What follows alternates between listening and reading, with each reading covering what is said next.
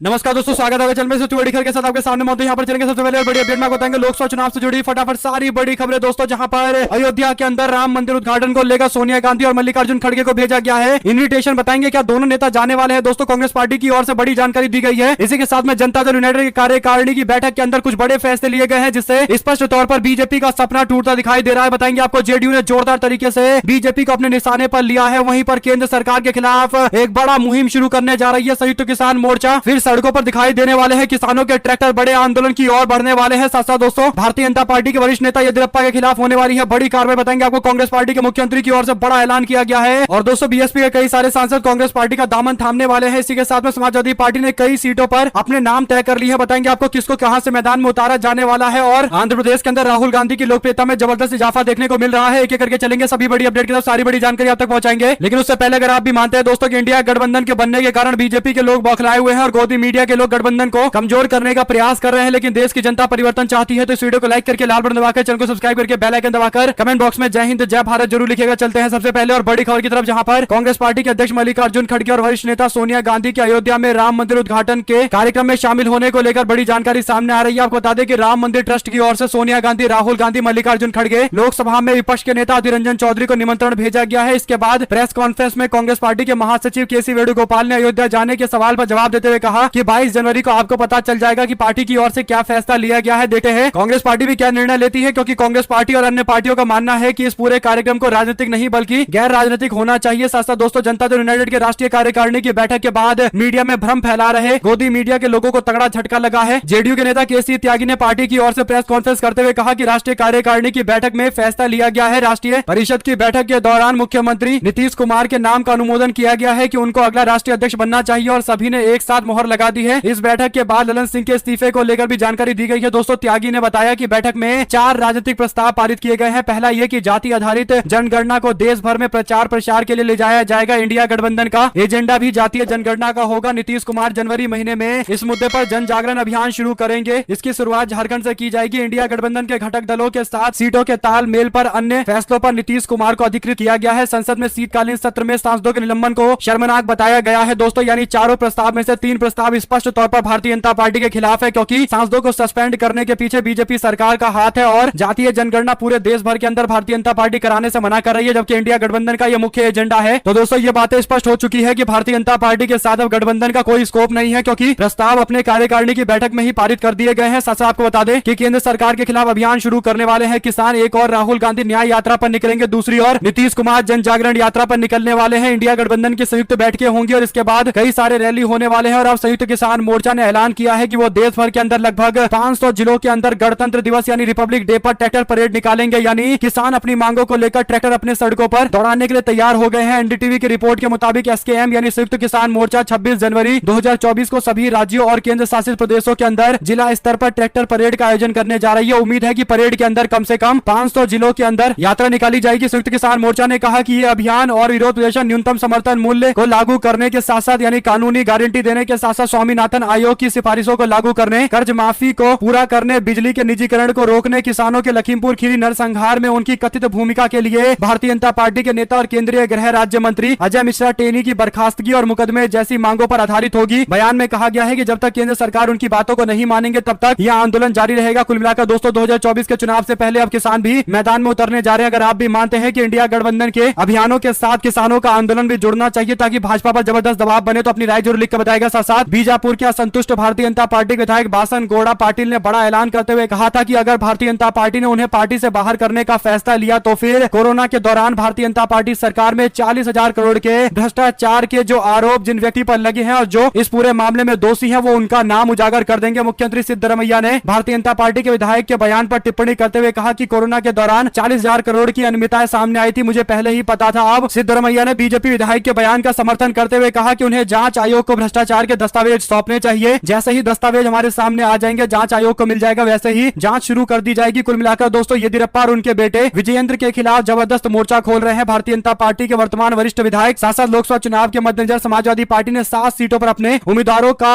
नाम तय कर लिया है। जो जानकारी मीडिया में दी जा रही है उसके अनुसार कन्नौज की सीट से इस बार अखिलेश यादव मैदान में उतरेंगे, क्योंकि पिछले चुनाव में कन्नौज की सीट पर डिंपल यादव को शिकस्त का सामना करना पड़ा था। भारतीय जनता पार्टी के नेता ने उनको चुनाव हरा दिया था, तो इस बार अखिलेश यादव इस सीट पर खुद मुकाबले में में उतरने वाले हैं। साथ साथ आपको बता दें कि डिंपल यादव मैनपुरी से एक बार फिर से चुनावी मैदान में उतरेंगी, यानी समाजवादी पार्टी के परंपरागत सीट से डिंपल यादव मैदान में उतरने जा रही हैं और उनके साथ धर्मेंद्र यादव बदायूं की सीट से मैदान में उतरेंगे। अमूमन इसी सीट से वो चुनाव लड़ते आए हैं। पिछली बार उनको भारतीय जनता पार्टी की नेत्री और स्वामी प्रसाद मौर्य की बेटी संघमित्र मौर्य ने थोड़े से वोटों के अंतर से चुनाव हरा दिया था और बीजेपी के पास इस बार इस सीट पर उम्मीदवार उतारने के लिए कोई बड़ा चेहरा नहीं है। इसीलिए उम्मीद की जा रही है कि Bharatiya Janata party deputy CM Keshav Prasad Maurya को इस सीट से मैदान में उतार सकती है। जो भी अपडेट आएगी दोस्तों आप तक लगातार पहुंचाते रहेंगे। साथ साथ समाजवादी पार्टी के दिग्गज नेता लालजी वर्मा को अंबेडकर नगर से मैदान में उतारा जाएगा। अवधेश प्रसाद को फैजाबाद की सीट से मैदान में उतारने की तैयारी समाजवादी पार्टी ने कर ली है। साथ साथ रामगोपाल यादव के बेटे और फिरोजाबाद के पूर्व सांसद अक्षय यादव को फिर से इसी सीट से मैदान में उतारा जाएगा। और सबसे बड़ी बात यह है कि शिवपाल यादव आजमगढ़ से मैदान में उतरने जा रहे हैं, यानी अखिलेश यादव की पुरानी सीट इस बार शिवपाल यादव के खाते में जा रही है। दोस्तों पिछली बार हुए उपचुनाव के अंदर भारतीय जनता पार्टी के नेता दिनेश लाल यादव यानी भोजपुरी अभिनेता निरहुआ चुनाव जीत गए थे। उनको मात्र कुछ हजार वोटों से चुनाव में जीत मिला था। इस दौरान धर्मेंद्र यादव समाजवादी पार्टी के कैंडिडेट को उन्होंने शिकस्त दी थी, लेकिन अब खुद अखिलेश यादव शिवपाल यादव को मैदान में उतारने जा रहे हैं, यानी पूरी तरीके से समाजवादी पार्टी का दबदबा इस सीट पर होने जा रहा है। दोस्तों साथ साथ 2372 लोगों से पूछे गए सर्वे में चाणक्य.com के साइकोलॉजिस्ट ने दावा किया है कि आंध्र प्रदेश में जब जनता से पूछा गया कि आप अगला प्रधानमंत्री किसको चाहते हैं तो राहुल गांधी को लगभग 38.9% लोग चाहते हैं कि वो अगला प्रधानमंत्री बने। प्रधानमंत्री मोदी के समर्थन में 38% के आसपास लोग हैं और 23% लोग ऐसे हैं जो कहते हैं कि उनका कोई चॉइस नहीं है। कुल मिलाकर आंध्र प्रदेश के अंदर कांग्रेस पार्टी काफी कमजोर पार्टी है दोस्तों, लेकिन इसके बावजूद राहुल गांधी का यहाँ पर असर देखने को मिल रहा है। बड़ी बात यह है कि प्रधानमंत्री मोदी के समर्थन में 38% लोग खड़े जरूर है, लेकिन बीजेपी का कैडर उस तरीके का नहीं है जैसा कांग्रेस पार्टी का है। हालांकि कांग्रेस पार्टी कमजोर इसलिए हो गई थी क्योंकि वाईएसआरसीपी बनाकर जगन मोहन रेड्डी अलग हो गए थे और कांग्रेस पार्टी का सारा वोट लेकर चले गए थे, लेकिन कैडर कांग्रेस पार्टी के पास आज भी मौजूद है और यही बड़ा कारण है कि पार्टी आंध्र प्रदेश के अंदर एक नया खेला करने की तैयारी कर रही है। साथ साथ बसपा प्रमुख मायावती को तगड़ा झटका लगने वाला है दोस्तों। उनके कई सारे सांसद अब पाला बदलने वाले हैं। 2 सांसद है जो कांग्रेस पार्टी में जाएंगे और 2 सांसद बीजेपी में जाने की तैयारी कर रहे हैं, जिसमें दानिश अली कांग्रेस पार्टी में जाने वाले हैं और दूसरे सांसद का नाम भी जल्द आ जाएगा जो कांग्रेस पार्टी ज्वाइन करेंगे, यानी कांग्रेस पार्टी को 2 टिकट और ज्यादा मिलने वाली है गठबंधन के अंदर। साथ साथ उत्तर प्रदेश की योगी सरकार में फिर से मंत्री नहीं बनाए जाने पर सुहेल देव भारतीय समाज पार्टी के राष्ट्रीय अध्यक्ष ओम प्रकाश राजभर नाराज बताए जा रहे हैं। शुक्रवार को राजभर ने भारतीय जनता पार्टी के राष्ट्रीय अध्यक्ष जेपी नड्डा से मुलाकात की है। इस दौरान आगामी लोकसभा चुनाव को लेकर उन्होंने अपनी मांग सामने रख दी है। देखते हैं उनकी मांगों को पूरा किया जाता है नहीं किया जाता, क्योंकि अखिलेश यादव से तो वो सीधा चैलेंज लेकर बाहर आए हैं। अखिलेश यादव के खिलाफ तो अभद्र टिप्पणियां भी उन्होंने कर दी हैं, तो इसका सीधा मतलब यह है कि उनके पास 2024 के चुनाव के मद्देनजर कोई स्कोप नहीं है। या तो स्वतंत्र लड़ेंगे या बीजेपी के साथ मिलकर लड़ेंगे, लेकिन भाजपा लोकसभा चुनाव में उनको टिकट देगी ये काफी मुश्किल है। दोस्तों आप लोग अपनी राय जरूर लिख बताएगा। साथ साथ मराठा आरक्षण की मांग कर रहे सिब्बा संगठन के नेता मनोज जरांगे पाटिल ने दावा किया है कि अगर उनकी मांगों को पूरा नहीं किया गया तो 20 जनवरी से कम 3 करोड़ मराठा मुंबई की घेराबंदी करेंगे। जरांगे पाटिल ने दावा किया है कि 20 जनवरी से लोग महाराष्ट्र में अपने कस्बे और गांव को छोड़कर पैदल यात्रा करेंगे और मुंबई की ओर रुख करेंगे। एक शांतिपूर्ण मार्च निकाला जाएगा, एक भी पत्थर नहीं फेंका जाएगा, लेकिन अपनी मांग मनवाने के लिए भारी संख्या में लोग आएंगे। उन्होंने कहा कि आप लोग चिंता मत करिए, अपने अपने गाड़ियों का इस्तेमाल करिए, अपने वाहन लेकर आइए, किसी के वाहन को जब्त नहीं किया जाएगा। जरांगे पाटिल भी जालना में अपने गांव अंतरवली सड़ती के अंदर मुंबई में पदयात्रा करने की तैयारी कर रहे हैं। लगभग 400 किलोमीटर दूर उनके गांव से वो पदयात्रा की शुरुआत कर रहे हैं। जो भी अपडेट आएगी दोस्तों आप तक लगातार पहुंचाते रहेंगे। साथ साथ बिहार तक पे दावा किया गया है कि तेजस्वी यादव को सीएम बनाने के लिए जनता दल यूनाइटेड के नेता ललन सिंह ने 12 बागी विधायकों को एकजुट करके बैठक की थी। नीतीश कुमार की कार्यकारिणी के प्रस्ताव में ललन सिंह को हटाकर नीतीश कुमार को अगला राष्ट्रीय अध्यक्ष बनाया गया है। इस पर दावा करते हुए बिहार तक में लिखा है कि ललन सिंह तेजस्वी यादव को न सिर्फ सीएम बनाना चाहते थे बल्कि वो इसके लिए जुगत कर रहे थे कि उनको भी राज्यसभा का सांसद बनाया जाए। डील के तहत तेजस्वी यादव को सीएम बनाया जाता और ललन सिंह को मनोज झा की जगह राज्यसभा आरजेडी भेज देती और ये पूरा प्लान तैयार किया गया था। हालांकि खबर लीक कर दी गई और नीतीश कुमार ने ललन सिंह का प्लान पूरी तरीके से डीएक्टिव कर दिया है। हालांकि दोस्तों इस तरीके के दावे बार बार किए जा रहे हैं, लेकिन ये केवल दावे ही नजर आ रहे हैं क्योंकि सूत्रों का हवाला देकर एक तरीके से झूठी फैलाया जा रहा है। आप लोग की जो भी राय हो लिखकर जरूर आएगा। साथ साथ कर्नाटक के उप मुख्यमंत्री डीके शिव कुमार ने इंडिया गठबंधन को और मजबूत करने का फैसला लिया है और आंध्र प्रदेश के अंदर कांग्रेस पार्टी की रणनीति को सुदृढ़ करने का फैसला लिया है। यही बड़ा कारण है दोस्तों कि आंध्र प्रदेश में जाकर उन्होंने चंद्रबाबू नायडू से मुलाकात की है। चंद्रबाबू नायडू से मुलाकात करने के साथ साथ ये स्पष्ट हो रहा है कि चंद्रबाबू नायडू और कांग्रेस पार्टी का गठबंधन बनने जा रहा है और शर्मिला रेड्डी भी कांग्रेस पार्टी के साथ आने वाली है। दोस्तों इस तरीके के समीकरण की जो चर्चा चल रही थी अगले ही दिन ये वीडियो सामने आने से बातें स्पष्ट हो चुकी है। साथ साथ सिद्धरमैया बोले कहा दस्तावेज पेश करें हम सजा देंगे, यानी बीजेपी विधायक बासन गौड़ा के बयान पर जो टिप्पणी की गई उस पर अशोक कुमार पांडे बोले कहा मांग क्यों करना है, भ्रष्टाचार का सबूत छिपाना भी अपराध है। आपके पास पुलिस है, यानी सिद्धरमैया जी आपके पास पुलिस है, कानूनन पूछताछ करवाइए, सबूत लीजिए और अपराध करने वाले लोगों को सजा दिलवाइए। पैसा जनता का है, गबन करने वालों को सजा मिलनी चाहिए। सिद्धरमैया इस मामले पर खुद से संज्ञान लेने के लिए एजेंसियों को कहे। कुल मिलाकर दोस्तों अगर आप भी मानते हैं कि बिल्कुल सही बात कही गई है, सबूत के भरोसे समारोह से बैठने से बेहतर स्वतः संज्ञान लेना चाहिए, क्योंकि अगर इस तरीके का कोई मामला केंद्र सरकार से जुड़ा हुआ आता है या फिर विपक्ष के किसी नेता ने कोई टिप्पणी कर दी होती तो अब तक पुलिस घर पहुंच जाती। साथ दोस्तों ममता बनर्जी ने इंडिया गठबंधन को लेकर टिप्पणी करते हुए कहा कि इंडिया गठबंधन पूरे देश में होगा, बंगाल में तृणमूल कांग्रेस लड़ेगी और भाजपा को हराएगी। याद रहे कि बंगाल में केवल तृणमूल कांग्रेस ही बीजेपी को सबक सिखा सकती है। हालांकि उन्होंने ये नहीं कहा कि केवल तृणमूल कांग्रेस राज्य में चुनाव लड़ेगी, उन्होंने कहा कि बीजेपी को सबक केवल तृणमूल कांग्रेस सिखा सकती है। इसका मतलब यह है कि कांग्रेस पार्टी के साथ उन्हें गठबंधन करने में कोई दिक्कत नहीं है, क्योंकि कांग्रेस पार्टी को ज्यादा सीटें नहीं देनी, बल्कि लेफ्ट पार्टी अगर साथ में आ जाए तो सीटों के बंटवारे में दिक्कतें आ सकती है। हालांकि तृणमूल कांग्रेस और लेफ्ट पार्टी और कांग्रेस पार्टी कौन से आंकड़े पर विचार करने के बाद पहुंचेंगे, ये सबसे बड़ा सवाल है। दोस्तों जो भी अपडेट आएगी आप लगातार पहुंचाएंगे। साथ झारखंड के मुख्यमंत्री हेमंत सोरेन ने ईडी की तरफ से बार बार भेजे जा रहे समन को लेकर कहा कि देश में कोई भी काम लोकतांत्रिक कानून व्यवस्था और तौर तरीके से होता है, मैं डरने और भागने वाला नहीं हूं। उन्होंने कहा कि क्या मैं ऐसा शख्स हूं जो बोरिया बिस्तर समेट कर विदेश में चला जाऊंगा। ईडी के प्रकरण को पूरा देश देख रहा है, मैं इस मुद्दे को लेकर चिंतित नहीं हूं, विपक्ष की चुनौतियों से घबराने वाला नहीं हूं। हमारी सरकार बनने के चंद घंटों के बाद इसे गिराने की कोशिश शुरू हो गई थी, लेकिन हमने हमेशा सरकार बचाई है और ये लोग आगे भी इसी तरीके से फेल होते रहेंगे। साथ साथ राज्यसभा के सभापति जगदीप धनखड़ ने राघव चड्ढा को संसद के उच्च सदन यानी राज्यसभा के अंदर आम आदमी पार्टी का अंतरिम नेता नियुक्त करने के पार्टी के अनुरोध को सिरे से खारिज कर दिया है। न्यूज एजेंसी पीटीआई के सूत्रों के हवाले से यह जानकारी दी गई है। साथ साथ जम्मू कश्मीर के नेताओं से मुलाकात करी है कांग्रेस पार्टी के राष्ट्रीय गठबंधन कमेटी ने, जिसमें राजस्थान के पूर्व मुख्यमंत्री अशोक गहलोत और छत्तीसगढ़ के पूर्व मुख्यमंत्री भूपेंद्र बघेल भी मौजूद रहे। सभी ने मिलकर फैसला लिया है कि जम्मू कश्मीर के अंदर सीट बंटवारा कैसे होना चाहिए। कुल मिलाकर दोस्तों ये जो समन्वय समिति है इसका काफी असर पड़ेगा सीट बंटवारे में। जो भी अपडेट आएगी आप लगातार पहुंचाते रहेंगे। साथ साथ आजमगढ़ से शिवपाल यादव के चुनाव लड़ने के संकेत मिलते ही घबरा गए बीजेपी के सांसद निरहुआ। कहने लगे कि 2019 के चुनाव में महागठबंधन बना था, इस बार अखिलेश यादव में हिम्मत है तो वो आकर यहां से चुनाव लड़के दिखाए, अखिलेश यादव से लड़ाई लड़ने में बड़ा मजा आएगा। कुल मिलाकर दोस्तों अखिलेश यादव की जगह यहां पर शिवपाल यादव मैदान में उतर रहे हैं। उनको पता है यानी सपा के संगठन पर शिवपाल यादव का अच्छा खासा पकड़ है और वो जानते हैं कि अगर शिवपाल यादव चुनाव लड़ेंगे तो बिल्कुल भी स्कोप नहीं छोड़ेंगे समाजवादी पार्टी के जीतने के लिए। और अगर अखिलेश यादव यहां से चुनावी मैदान में उतरते हैं तो अखिलेश यादव को राज्य में अलग अलग जाकर प्रचार करना पड़ेगा, जिससे बीजेपी के नेता निरहुआ को चुनाव में थोड़ी मदद मिल सकती है। लेकिन समाजवादी पार्टी भी नई स्ट्रेटजी के तहत मैदान में उतरी हुई है और वैसे भी अखिलेश यादव ज्यादा सीट पर मैदान में उतरने जा रहे हैं, यानी कन्नौज की सीट से मैदान में उतरने जा रहे हैं, जहां पर समाजवादी पार्टी पिछला चुनाव हार चुकी है। साथ साथ दोस्तों अपने आप को बिहार का पत्रकार बताने वाले मनोज कुमार कहते हैं कि नीतीश अब किसी भी दिन कह सकते हैं कि हमारे लोगों को तोड़ने की कोशिश की गई, हमारी पार्टी को खत्म करना चाहते थे, हमको मालूम चल गया था, नहीं तो ये खत्म कर देते। आरजेडी समर्थक जेडीयू के 12 विधायकों की कथित स्क्रिप्ट मीटिंग नीतीश कुमार के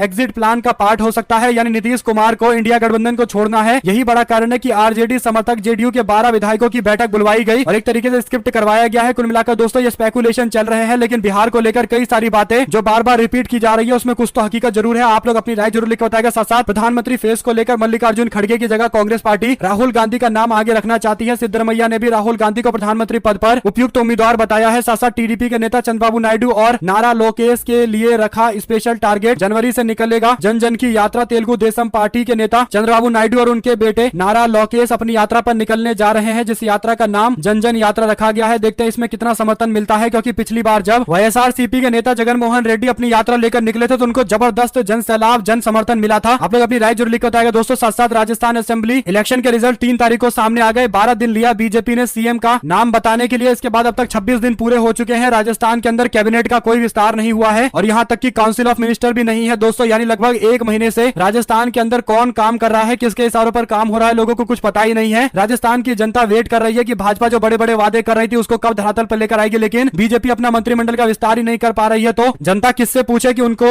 लेकर जो किए गए वादे थे उसे कब पूरा किया जाएगा। साथ साथ भारतीय जनता पार्टी के प्रवक्ता संबित पात्रा का एक बार फिर से वीडियो वायरल हो रहा है दोस्तों। संबित पात्रा किसी शो में जाते हैं और माइक उठाकर भाषण देने लगते हैं, इसके बाद शो करवा रहे लोगों को पता चलता है कि बिना बुलाए ही आकर यहाँ पर भाषण देने लगे हैं, तो वो लोग संबित पात्रा के हाथ से माइक छीन लेते हैं। सोशल मीडिया पर वीडियो वायरल होने के बाद लोग संबित पात्रा और भारतीय जनता पार्टी पर जमकर निशाना साधते हुए पूछ रहे हैं कि क्या ये बीजेपी का काम करने का तरीका है, जहां पर लोग अपना कार्यक्रम कर रहे हैं और वहां जाकर वो माइक छीनकर अपनी बातें करने लग रहे हैं, बिना बुलाए आकर भाषण देने लग रहे हैं। लोग परेशान हो जाते हैं इससे। आप लोग अपनी राय जो लिख बताएगा दोस्तों, क्योंकि संबित पात्रा फिर से ओडिशा में चुनावी मैदान में उतरने वाले हैं। शायद यही बड़ा कारण है कि जा जाकर जहां तहां भाषण दे रहे हैं, जबकि लोग बुला नहीं रहे तब भी जाकर भाषण दे रहे हैं, जबरदस्ती के भाषण दे रहे हैं। साथ साथ 3 दिसंबर को विधानसभा चुनाव परिणाम घोषित होने के बाद मध्य प्रदेश के अंदर अब जाकर मंत्रिमंडल का विस्तार हुआ है दोस्तों। बड़ी बात यह है कि मंत्रिमंडल विस्तार होने के बाद अभी भी मंत्रियों को नहीं पता है कि उनको कौन से विभाग का काम मिला है, क्योंकि कैबिनेट मिनिस्टरों के पोर्टफोलियो का ही ऐलान नहीं किया गया है। भारतीय जनता पार्टी को 230 में से 163 सीटें मिली थी, इसके बावजूद सीएम डिसाइड करने में बीजेपी को इतने दिन लग गए और उसके बाद अब मंत्रियों को डिसाइड करने के बाद उनको कौन सा पोर्टफोलियो पोर्टफोलियो दिया जाएगा, ये विचार बीजेपी पूरा नहीं कर पा रही है। आप लोग अपनी राय जरूर बताएगा। साथ साथ सीएम हिमंत बिस्वा शर्मा ने विवादित पोस्ट किया, बाद में उनको डिलीट मानना पड़ा। दरअसल शूद्र समाज को लेकर की गई अभद्र टिप्पणी पर जब लोगों ने जमकर निशाना साधा तो उनको पोस्ट को डिलीट करना पड़ा है। ओवैसी ने भी उन पर निशाना साधा है। साथ साथ अखिलेश यादव ने कांग्रेस पर लगाया चुनावी मुद्दा हड़पने का आरोप। राहुल गांधी ने सपा प्रमुख के दावे पर दिया जवाब। बैठक में एक बड़े नेता ने जब राहुल गांधी को बताया कि जातीय जनगणना, ओबीसी मुद्दे और महिला आरक्षण जैसे विषय पर अखिलेश यादव हर जगह कह रहे हैं कि ये सारे समाजवादी पार्टी के द्वारा उठाए गए मुद्दे हैं, कांग्रेस हमारे मुद्दों को अपना बनाकर उठा रही है। इसके जवाब में राहुल गांधी ने कहा कि जातीय जनगणना कोई क्षेत्रीय दल नहीं करा सकता, ये कांग्रेस पार्टी जैसी नेशनल पार्टी करा सकती है, यानी पूरे देश भर के अंदर जातीय जनगणना कोई राष्ट्रीय पार्टी ही करा सकती है। इसीलिए कांग्रेस पार्टी इस मुद्दे को उठाती है। ऐसा नहीं है कि कांग्रेस पार्टी ने किसी के मुद्दे छीने हैं। साथ साथ बिहार में जनता दल यूनाइटेड से जुड़े हुए घटनाक्रम को लेकर पूर्व मुख्यमंत्री जीतन राम मांझी ने ललन सिंह से इस्तीफे की प्रक्रिया पर जवाब देते हुए कहा कि ललन बाबू का इस्तीफा आज की बात नहीं है, 2 महीने पहले ही ये बात पूरी हो गई थी। ललन सिंह और विजेंद्र यादव तो तेजस्वी यादव को मुख्यमंत्री बनाना चाहते थे, ये प्रस्ताव लेकर आए थे। इस पर नीतीश कुमार ने नाराजगी व्यक्त की थी। मांझी ने कहा कि नीतीश कुमार से मेरी जो अंतिम बातें हुई थी उसमें हम ये कहकर हटे थे कि अगर आपको लगता है कि जीतन राम मांझी को मुख्यमंत्री बनाकर आपने गलती की है तो आपने तेजस्वी यादव को सीएम बनाया तो उससे भी भारी गलती आप करेंगे। जीतन राम मांझी ने कहा कि नीतीश कुमार के मन में ये बात रह गई कि तेजस्वी यादव को हम मुख्यमंत्री नहीं बनाएंगे, यही वजह है कि उसने ललन सिंह को राष्ट्रीय अध्यक्ष के पद से हटाना सही समझा है। मांझी ने कहा कि मुझे ऐसा लगता है कि ललन बाबू के साथ 12-13 विधायक है जो किसी भी समय उनके लिए कुछ भी कर सकते हैं, खासकर आरजेडी में जा सकते हैं, आरजेडी को सपोर्ट कर सकते हैं। मांझी ने कहा कि बिहार विधानसभा में स्पीकर भी आरजेडी का है, कुछ भी हो सकता है। साथ साथ दोस्तों 26 जनवरी की परेड में अपनी तस्वीर चाहते थे केजरीवाल, बीजेपी ने आरोप लगाया है। दरअसल 26 जनवरी को जो परेड होने वाला है जिसमें बड़े बड़े राज्यों की झांकियां लगाई जाती है, लेकिन पंजाब और दिल्ली की कोई झांकी नहीं निकलेगी। इसके पीछे आम आदमी पार्टी ने बीजेपी की साजिश बताई है। भारतीय जनता पार्टी नहीं चाहती है कि केजरीवाल सरकार के कामों को जनता को दिखाया जाए। भारतीय जनता पार्टी ने इस पर जवाब देते हुए कहा कि केजरीवाल और पंजाब के मुख्यमंत्री की तस्वीर लगाने की जिद पर अड़े हुए थे, इसीलिए फैसला लिया गया है। साथ साथ दोस्तों डेरा सच्चा सौदा के चीफ गुरमीत राम रहीम को लेकर यूट्यूब पर एक वीडियो बनाया गया। श्याम मीरा सिंह के द्वारा बनाए गए वीडियो पर अब मामला कोर्ट पहुंच चुका है। कोर्ट में जाकर श्याम मीरा सिंह के वीडियो को डिलीट करवाने की मांग की गई है। इस पर जवाब देते हुए श्याम मीरा सिंह ने कहा कि साल 2002 में राम रहीम ने आदेश देकर पत्रकार छत्रपति की हत्या करवाई, अपने ही पूर्व सहयोगी की भी हत्या करवाई। सीबीआई ने जांच की, कोर्ट में प्रूफ हो गया, 2 रेप प्रूफ हो गए, सरकार पैरोल पर छोड़ देती है। मैंने वीडियो बनाई, अब राम रहीम ने दिल्ली हाईकोर्ट में मुझसे वीडियो हटवाने के लिए केस दर्ज कर दिया है, मेरे खिलाफ भी केस किया गया है, लेकिन मैं कह देना चाहता हूं कि वीडियो नहीं हटाऊंगा मतलब नहीं हटाऊंगा। साथ साथ दोस्तों भारतीय जनता पार्टी के मुख्यमंत्री हिमंत बिस्वा शर्मा के द्वारा की गई टिप्पणी पर अब कांग्रेस पार्टी ने तंज कसते हुए कहा कि भारतीय जनता पार्टी के मुख्यमंत्री हिमंत बिस्वा शर्मा ने बीते दिनों कहा था कि शूद्र का काम ब्राह्मण, क्षत्रिय और वैश्य की सेवा करना है। शर्मा की इस सोच के पीछे बीजेपी की विचारधारा है। बीजेपी ये नहीं चाहती कि देश का पिछड़ा, दलित और शोषित वर्ग मजबूत हो, समाज में उन्हें उनका हक और भागीदारी मिल सके, ये है बीजेपी की चाल, चरित्र और चेहरा। साथ साथ दोस्तों छत्तीसगढ़ के अंदर मंत्रियों के विभागों का आवंटन हो चुका है। मुख्यमंत्री विष्णुदेव साय को सामान्य प्रशासन के साथ साथ खनिज साधन, ऊर्जा और जनसंपर्क भी दिया गया है। इसी के साथ में अरुण साव जो उप मुख्यमंत्री है उनको लोक निर्माण विभाग, लोक स्वास्थ्य यांत्रिका मिला है, जबकि विजय शर्मा को जेल मंत्रालय, पंचायत ग्रामीण विकास और तकनीकी शिक्षा, रोजगार, विज्ञान प्रौद्योगिकी मिला हुआ है। इसी के साथ में जो रिटायर्ड आईएएस अधिकारी हैं ओपी चौधरी जिनको मंत्री बनाया गया दोस्तों, उनको फाइनेंस मिनिस्टर का पद दिया गया है। यानी एक तरीके से भारतीय जनता पार्टी ओपी चौधरी को आने वाले दिनों के अंदर भारतीय जनता पार्टी में एक बड़े नेता के तौर पर पेश करने की कोशिश कर रही है, क्योंकि वित्त मंत्रालय जैसा बड़ा मंत्रालय दिया गया है। दोस्तों आप लोग अपनी राय जरूर लिखकर बताइएगा। साथ साथ राष्ट्रीय स्वयंसेवक संघ के सरसंचालक डॉक्टर मोहन भागवत एक बार फिर से बंगाल में पहुंचे। इस दौरान मोहन भागवत कोलकाता में दौरा करने वाले हैं। जो जानकारी मिली है उसके अनुसार संगठनात्मक सफर पर आ रहे हैं। हालांकि दोस्तों इसके पीछे राजनीति को भी जोड़ा जा रहा है, क्योंकि कुछ दिनों पहले ही अमित शाह ने दौरा किया था, जेपी नड्डा के साथ बैठक की थी और राज्य के अंदर 35 सीटें जीतने का टारगेट पार्टी के कार्यकर्ताओं को दिया था। और अब अचानक से आरएसएस के प्रमुख का भी दौरा हो रहा है। आप लोग अपनी राय जरूर लिख बताएगा। साथ साथ छिंदवाड़ा में नहीं थम रही भारतीय जनता पार्टी की आपस की लड़ाई। अब पूर्व मंत्री चंद्रभान सिंह ने की जिला अध्यक्ष के खिलाफ थाने में शिकायत। यह मामला धीरे धीरे आगे की ओर बढ़ता जा रहा है, बीजेपी से आउट ऑफ कंट्रोल हो चुका है पूरा मुद्दा दोस्तों। साथ साथ शिवसेना के नेता संजय राउत ने कहा कि पार्टी प्रमुख उद्धव ठाकरे को अगले महीने राम मंदिर में प्राण प्रतिष्ठा समारोह के लिए अयोध्या का कोई निमंत्रण नहीं मिला है और निमंत्रण की कोई जरूरत भी नहीं है। शिवसेना का उत्तर प्रदेश के इस शहर से पुराना नाता है। अयोध्या में भगवान राम के अभिषेक समारोह के लिए शिवसेना यूबीटी को कोई निमंत्रण की जरूरत नहीं है, वो इसी कार्यक्रम में कभी भी जा सकते हैं। जब भारतीय जनता पार्टी ने 1999 में बाबरी मस्जिद गिराने के लिए शिवसेना को जिम्मेदार ठहराया था, उस समय शिवसेना के संस्थापक बाला साहब ठाकरे ने इसकी जिम्मेदारी ली थी। अयोध्या में नव निर्मित भगवान राम के मंदिर की प्राण प्रतिष्ठा का समारोह अगले 22 तारीख को होने वाला है और हम लोग इसे लेकर अपनी तैयारियां कर रहे हैं। अगर आप लोगों को एक भी खबर अच्छी लगी हो तो इस वीडियो को लाइक करके, लाल बटन दबाकर, चैनल को सब्सक्राइब करके, बेल आइकन दबाकर कमेंट बॉक्स में जय हिंद जय भारत जरूर लिखेगा दोस्तों। हमारे साथ लगातार जुड़े रहने के लिए आप सभी दोस्तों, भाइयों, बहनों, मित्रों का बहुत बहुत धन्यवाद। आप लोग देख रहे थे आपका अपना